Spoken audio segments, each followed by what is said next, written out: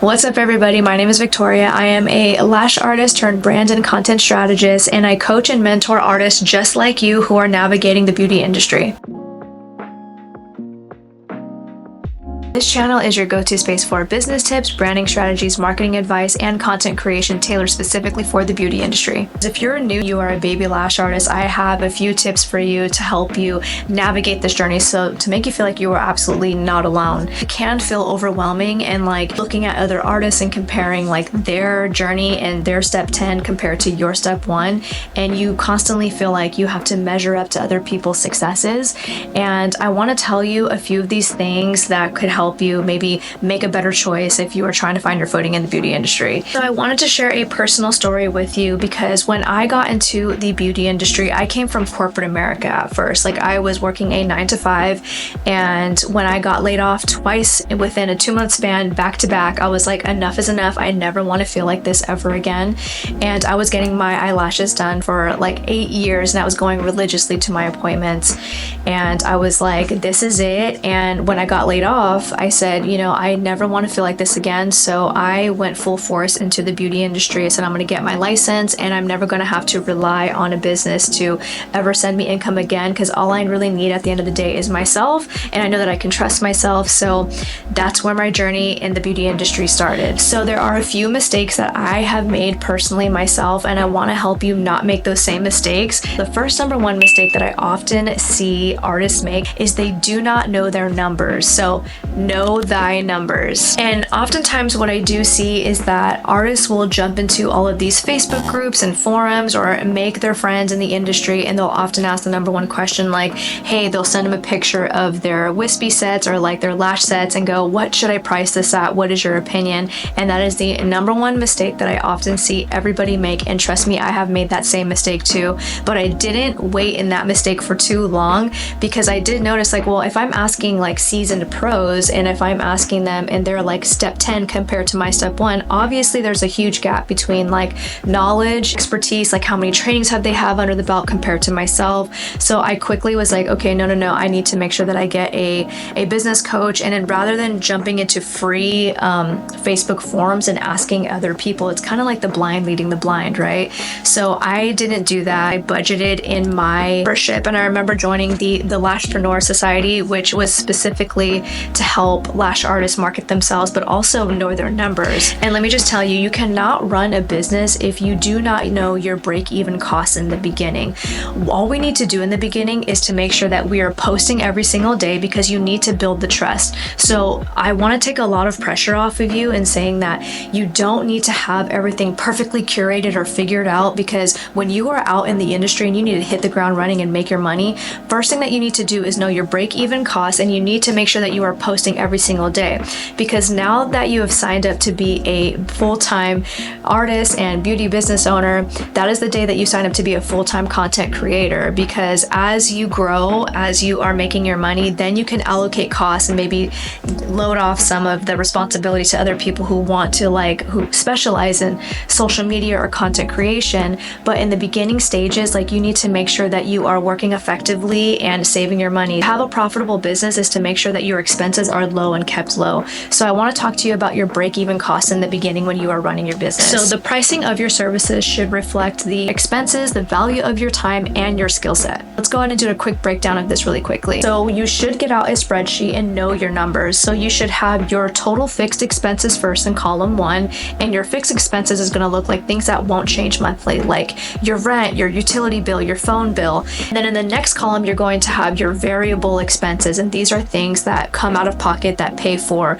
your expenses for your business to get it up and running and started, such as your supplies, materials, applications, and subscriptions that you are paying to for your business. Then in your next column, you want to make sure that you are allocating money specifically for taxes, because when you make your own money now, trust me, you're going to have to allocate a certain percentage to pay for taxes at every single quarter. And that is also a number one mistake that I often see artists making in the beauty industry, thinking that everything that they are making is going straight to their pockets, when actually you want to make sure that you are allocating everything correctly. So you have your fixed expenses, you have your variable expenses, and then you have your taxes. From there, you're going to want to know your cost per client. So that's going to give you your break-even total cost. So from there, when you have all of your expenses, you want to make sure that you tally every single thing up, and then you're going to divide by the number of average working days that you're working. So you want to take your total monthly expenses and divide it by the average number of working days a month, and that's going to equal the amount of clients that you are going to need to service. And then that total is going to give you the amount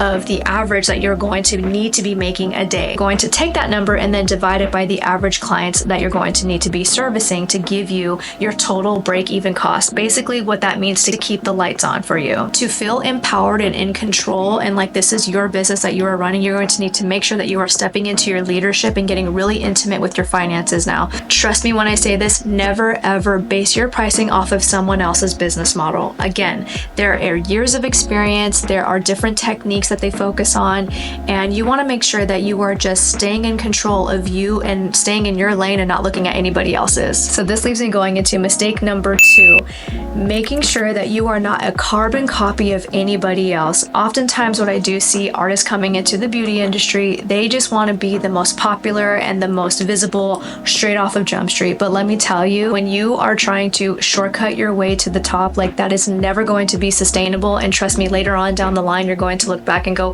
why don't I feel connected to this? Well, it's because when you're trying to be like someone else, no one is there. They're not there and you're not there. So you want to make sure that you are being a full, authentic expression of your brand identity, because that is something that is felt and it cannot be faked. And at the end of the day, you want to make sure that you are tailoring your brand specifically to your clients, where you can invite them in as a lifestyle. No one else can fake that. No one else can make that work except for you. So number 2, making sure that you are not being a carbon copy of anybody else in the beauty industry. So what I would like you to do is to take some time and to invest into your foundational digital footprint. What is it that you actually like? What is it that you want your brand to represent, that you can invite your people in to lead as a lifestyle? One thing that I know is that you cannot fake the funk, and people are not dumb. You cannot come online and just expect or think that people won't know what it is that you're doing. They can sniff and smell out inauthenticity from a mile away, and I don't want that to be you. So when you're finding your footing in the beauty industry, make sure that you know the moving parts of your brand. If you're not feeling a connection to your brand, then it's most likely that you're not feeling a connection to yourself. So it's extremely important that you sit down and you figure out your values, what's your purpose, what's your mission. So the times when I see artists coming into the beauty industry, they just look towards like the most popular accounts, and really they just try to mimic what it is that they're saying. And honestly, that is flattering, I'm sure, to the bigger brands, because obviously they're paving a way and they're doing something right, and everybody is attracted to quality. But the one thing that I know is why people will be attracted to you and why your clients will be attracted to you specifically is because people are attracted towards certainty and self-mastery. So when they see that you are a full living, breathing body and a full authentic expression of you, that is going to be more magnetic than comparing yourself and trying to copy someone else's brand identity. Maybe you can look at the things that you are attracted to from those other brands. Like obviously when you see a big popular brand, like they're usually represent a good storefront on their Instagram presence that is like quality work. Maybe they have things curated differently, but I do know from experience that when you are trying to find your footing, you want to make sure that you are just a mere reflection of what your brand is trying to say and convey.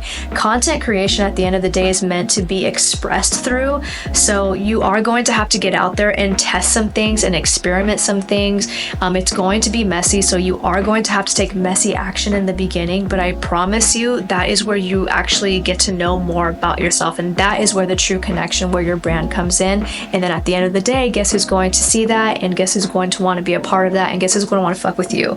Your people, your clients that you are meant to service. Move on to our third mistake that I often see artists making when they come into the beauty industry, and that is they're always putting their eggs into one basket, and that is just through Instagram. When you are marketing yourself, you don't only have to limit yourself just to Instagram and having that storefront presence. Trust me, when you are wanting to get in front of your clients, you need to understand like what demographic that they are in, what psychographics they are in. And trust me, not everybody's going to utilize Instagram in the way that you would think. So I've had clients that found me specifically straight from Google Business Profile. And so you want to make sure that when you are marketing yourself, that you're just not putting all your eggs in one basket and just solely relying on one platform to get leads and get clients through the door. So what I like to do is have you, if you have not already, is make sure that you set yourself up as a doing business as or LLC, and that you register your doing business as with your county, so that way you can set up your Yelp profile or your Google Business Profile. Because in the beginning stages, when you are posting just to get clients through the door, you want to make sure that you are visible and seen across other platforms such as Yelp, Google, or Facebook. The reason why I'm so big on this is because there has been plenty of times where Instagram has glitched, or people putting all of their eggs in one basket on like the TikTok platform, and then what's happening right now, it's like in the talks to be banned. Or there's been times where Instagram has like gone down and glitched, and then it's like, well, how can I post? How can I reach my clients? You want to make sure that you are visible and getting yourself on, again, Yelp, Google, and Facebook. I personally like to treat my Google Business Profile just like it is Instagram. I specifically work with a search engine optimization manager that is an SEO manager, and I've learned some tips and tricks where I want to help you understand how you can be fully optimized even on Google. So treat Google Business Profile like it is Instagram. When you are posting on Instagram, maybe at the end of your day, you can go and post that same photo that you posted to your page also on Google and also on Yelp and also on Facebook. This doesn't have to be a forever thing, but again, you are going to have to test and experiment like where it is that your clients are finding you, and that way you know like to double down on that same exact strategy the next month. Because in the beginning stages, nobody starts off as an expert. Again, you're going to have to test and experiment things so that you can see like what works for you and your schedule, what platform do you like the best, because you're going to be going out there and creating evidence for yourself. And when you create evidence for yourself, that gives you a clear indication of what you need to double down on the next month after that. So for me, when the beginning stages, when I was building my business, I was like, if I'm going to post on Instagram, at the end of my day, I'm going to post on Google and Yelp, and I'm also going to add updates. And I'm going to treat the updates on Google just like it is on Instagram. Sometimes I'll copy over my captions and put my photo, and then put the description in the box, and then maybe put like a book with me now. All I know is that there are only a few ways for your clients to try to find you. So the day that you sign up to be a business owner is the day that you sign up to be a full-time content creator and also a marketing manager for yourself. No one else in this world is going to represent your brand as much as you. So you want to make sure that you are being visible across all the platforms, and that starts with making sure that you set up your Yelp, Google, and Facebook. All right, finally, this leads me into mistake number 4 that I often see artists make in the beauty industry is, are you creating content for other lash artists, or are you creating content for your clients? I get it. When you are in the industry, you want to make sure that like you are building your network and you want to be accepted and validated so bad, because trust me, I was once in your shoes. But you can often overlook like who it is that you are actually talking to and you are serving. In the beginning of your business, you need to get the clients through the door. That is how you're going to keep the lights on and how you're going to keep your business up and running, because of your clients. So oftentimes what I do see is other lash artists coming on and they're posting, and in the description or in the caption, they're putting down like the mapping, and honestly, like clients don't really understand what that is, but other lash artists might understand what that is, of course. So when you're getting engagement, like I do like to say, yes, you want to make sure that you know your shit and you're educating, because I do find that clients actually like that. So just make sure that when you are posting that you don't lose sight of who it is that you're actually talking to. I think that building a community is absolutely amazing, because when clients see that you are educating, they want to make sure that like they're obviously going to someone who knows their shit, that's going to take care of them, that is very skillful. And I know that you are a skilled and trained artist, and And you just want to make sure that, again, you do not lose sight of who it is that you are actually speaking to and talking to. That's why I'm very, very big on making sure that you have the foundations of your brand in place first, because you're never going to lose sight of your mission, your purpose, and who you're talking to. And all of this ties into your marketing techniques. So making sure, again, you are not overlooking the number one mistake that I see artists make, and that is talking to other lash artists and forgetting about their clients. There is going to become a time where you are learning more skills. I'll put out another video very soon, and I like to call this lash tech versus lash artist, and I relate it the same as like building a business versus building a brand. When you come into the beauty industry, you have to build your business first. I mean, you may have like a brand in mind, but that's going to take time, because no one starts a brand and everybody is just going to like hop on board with you. Like, you need to make sure that you're credible, that you're building the trust, that you're building awareness, and all of that does take time. It takes time to be timeless. So everybody coming into the industry starts off as a business, and everybody starts off as a lash tech. You cannot skip these phases. Everybody wants to like go from lash artistry so fast and building a brand so fast, but you cannot build that bridge first without first understanding your foundations, who you are and who you are serving. And then that's when you're going to learn like who you are as an artist, and understanding like the skill that you are going to specialize in and what you want to actually be known for.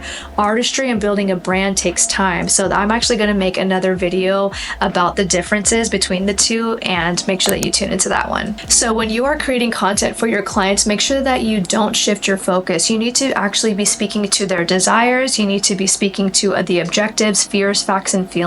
When you have an intention, trust me, attention will follow. When you have an intention, attention will follow, because now you're putting energy and momentum. And I know from firsthand that when you actually sit down and understand your foundational brand and the moving parts of it, that is when you're going to feel so connected to it and lit up by that. Speaking to your dream client is going to come so much more easy rather than super, super hard. I'm gonna leave off this video with a little bit of words of encouragement. Stop playing small, take up space, lead with authenticity, and just be yourself. When you are fully connected to your brand, everything else becomes magnetic, and then your people are going to want to fuck with you and vibe with you and be in your corner. And that's exactly what I'm here to help you do.